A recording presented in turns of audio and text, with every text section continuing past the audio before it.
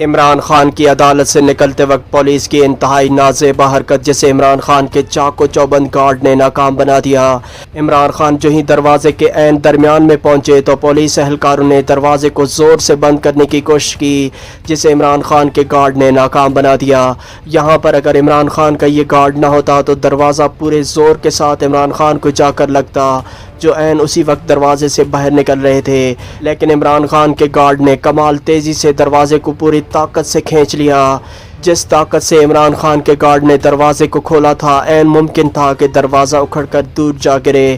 اس دروازے کو 4 پولیس اہلکار اندر دھکیل رہے تھے، لیکن عمران خان کے گارڈ نے تنہا اس دروازے کو اکھاڑ پھینکا اور اپنے لیڈر کو ایک ممکنہ حادثے سے بچا لیا۔